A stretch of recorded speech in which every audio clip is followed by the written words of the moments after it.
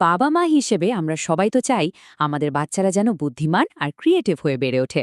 কিন্তু প্রশ্ন হলো, এর জন্য কি অনেক দামি খেলনা বা কঠিন সব ক্লাসের আসলেই দরকার আছে? সত্যি বলতে একদমই না। আজ আমরা বরং এমন কিছু মজার, সহজ ব্রেন অ্যাক্টিভিটি নিয়ে কথা বলবো, যা ঘরে বসেই ওদের মনটাকে ধারালো করে তুলবে। আচ্ছা, একবার ভেবে দেখুন তো কেমন হতো যদি বাচ্চাদের ওই হাসি খুশি ছোটাছুটির মুহূর্তগুলোই ওদের ব্রেইনের জন্য সবচেয়ে সেরা ওয়ার্কআউট হয়ে উঠত। চলুন এই দারুণ আইডিয়াটা নিয়ে আজ আর একটু গভীরে যাওয়া যাক। আমাদের আজকের এই আলোচনার মোট 4টা ধাপ থাকবে। প্রথমে আমরা জানব কেন এই অ্যাক্টিভিটিগুলো ঠিক মনের ব্যায়ামের মতো কাজ করে। এরপর আমরা দেখব ব্রেইনের ভেতরের গল্পটা, মানে বাম আর ডান দিকটা মিলে কিভাবে একটা দারুণ টিম হয়ে ওঠে। তারপর কথা বলবো খেলাধুলার আসল পাওয়ার নিয়ে। আর সবশেষে আপনাদের জন্য থাকবে একটা সহজ সরল প্লেবুক, যা দিয়ে আজকেই শুরু করে দিতে পারবেন। তাহলে আর দেরি কেন, চলুন সরাসরি চলে যাই আমাদের প্রথম পর্বে, মনের ব্যায়াম, আর দেখি এই সাধারণ দেখতে অ্যাক্টিভিটিগুলো শিশুদের বিকাশে কতটা অসাধারণ ভূমিকা রাখতে পারে। এই ব্রেন অ্যাক্টিভিটিগুলোকে ঠিক ঠিক যেন মনের জন্য একটা জিম সেশন ভাবতে পারেন। মানে প্রত্যেকটা পাজল মেলানো বা ধরুন একটা ছবি আঁকা, এগুলো সবই ওদের স্মৃতিশক্তি, প্রবলেম সলভিংয়ের ক্ষমতা আর ক্রিয়েটিভিটিকে সানিয়ে তোলে। আর এর সুবিধাগুলো কিন্তু শুধু আজকের জন্য না, এগুলো সারা জীবনের সঙ্গী। এই ছোট ছোট খেলাগুলো একদিকে যেমন ওদের মেমোরি আর ক্রিয়েটিভিটি বাড়ায়, তেমনি অন্যদিকে মনোযোগ আর কনফিডেন্সও তৈরি করে দেয়। এমনকি বাচ্চারা কঠিন পরিস্থিতিতেও হাল না ছেড়ে দিয়ে কিভাবে স্বাধীনভাবে ভাবতে হয় সেটাও শিখে ফেলে।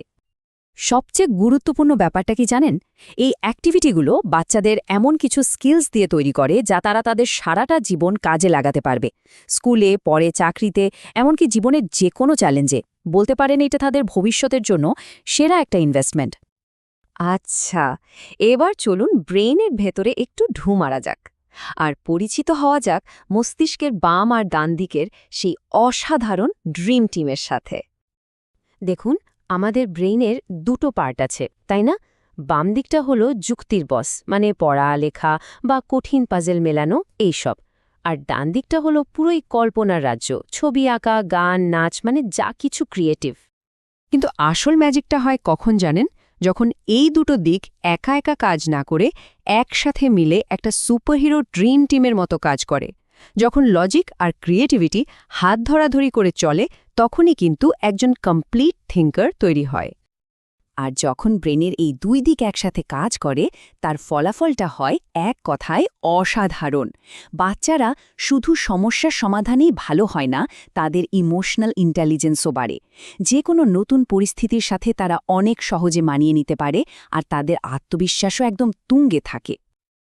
এখন আমরা কথা বলবো এই সব কিছুর পেছনে থাকা সবচেয়ে শক্তিশালী একটা টুল নিয়ে। সেটা হলো খেলাধুলা।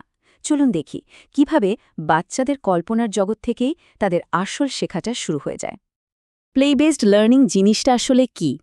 এটা এমন একটা সুন্দর পরিবেশ তৈরি করা যেখানে বাচ্চারা শেখে তাদের নিজেদের কৌতূহল থেকে, একেবারে খেলার ছলে। এখানে কোনো কিছু ভুল করার ভয় নেই, আছে শুধু নতুন কিছু চেষ্টা করে দেখার আর আবিষ্কার করার সীমাহীন আনন্দ।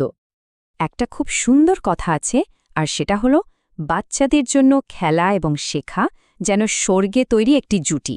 আর কথাটা তো একদম সত্যি, কারণ এর মাধ্যমেই শেখার কঠিন কাজটা হয়ে ওঠে আনন্দময় আর একদম স্বাভাবিক একটা ব্যাপার।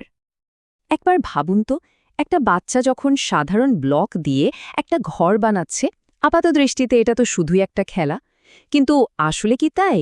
না, এই এক খেলার মাধ্যমে সে একই সাথে মানুষের সাথে মিশতে শিখছে, ভাষার ব্যবহার করছে, তার হাতের আঙুলের স্কিল বাড়ছে, আবার ক্রিটিক্যালি ভাবতেও শিখছে। মানে খেলা একটাই, কিন্তু ডেভেলপমেন্ট হচ্ছে চারদিক থেকে। তো এতক্ষণ তো আমরা থিওরি নিয়ে অনেক কথা বললাম। এবার চলুন আমাদের শেষ এবং সবচেয়ে কাজের অংশে যাওয়া যাক। আপনাদের জন্য একটা প্র্যাকটিক্যাল প্লেবুক, যা দিয়ে ঘরে বসেই এই সব কিছু শুরু করতে পারবেন। ঘরে বসে দারুণ সব অ্যাক্টিভিটি তৈরি করা কিন্তু মোটেও কঠিন না। মাত্র 4টা সহজ স্টেপ। প্রথমত, আপনার সন্তানের বয়স আর কিসে তার আগ্রহ সেটা মাথায় রাখুন। 2 নম্বর, দামি খেলনার পেছনে না ছুটে ঘরের সাধারণ জিনিসপত্রই কাজে লাগান। 3, প্রত্যেকটা খেলার জন্য ছোট্ট একটা লার্নিং গোল সেট করুন, আর সবচেয়ে জরুরি যেটা, পুরো ব্যাপারটা যেন হয় মজায় আর আনন্দে ভরপুর। অভিভাবকদের একটা খুব কমন চিন্তা হলো, আমার বাচ্চা তো এক জায়গায় স্থির হয়ে বসতেই চায় না, ওকে মনোযোগী করব কিভাবে। এটা খুবই স্বাভাবিক, কারণ বাচ্চাদের মনোযোগ তো খুব বেশিক্ষণ থাকে না। এর সমাধান কিন্তু আমাদের হাতের কাছেই আছে। চেষ্টা করুন ইনস্ট্রাকশনগুলো একদম সহজ আর পরিষ্কার রাখতে। বড় কোনো কাজকে কয়েকটা ছোট ছোট ভাগে ভাগ করে দিন। ধরুন, কোনো একটা একঘেয়ে কাজকে একটা মজার চ্যালেঞ্জ বানিয়ে দিলেন। আর সাইমন সেজের মতো ফোকাস বাড়ানোর গেমগুলো তো দারুণ কাজের। তবে হ্যাঁ, এই সব কিছুর আগে একটা খুব খুব জরুরি বিষয় মাথায় রাখতে হবে। যে কোনো অ্যাক্টিভিটি শুরু করার আগে এটা নিশ্চিত করা দরকার যে বাচ্চাটির ঠিকমতো ঘুম হয়েছে, তার পেট ভরা আছে, আর সে বাবা মায়ের কাছ থেকে ভালোবাসা আর মনোযোগ পাচ্ছে। এই বেসিক চাহিদাগুলো পূরণ না হলে কিন্তু শেখাটা খুব কঠিন হয়ে যায়। সবশেষে একটা কথা মনে রাখা দরকার, আমাদের আসল উদ্দেশ্য কিন্তু বাচ্চাকে কয়েকটা জিনিস মুখস্থ করানো বা কয়েকটা স্কিল শেখানো নয়। আসল লক্ষ্য হল শেখার প্রতি এমন একটা গভীর ভালোবাসা তৈরি করে দেওয়া যা তাদের সারা জীবনের সঙ্গী হয়ে থাকবে। তাহলে চলুন আজকের আলোচনাটা এই প্রশ্নটা দিয়ে শেষ করি। কি হবে যদি পৃথিবীর পরবর্তী যুগান্তকারী আইডিয়াটা কোনো শিশুর খেলার ঘরের মধ্যেই জন্ম নিতে থাকে? ওদের খেলাধুলাকে গুরুত্ব দিয়ে আমরা হয়তো ভবিষ্যতের সেরা বিনিয়োগটাই করছি।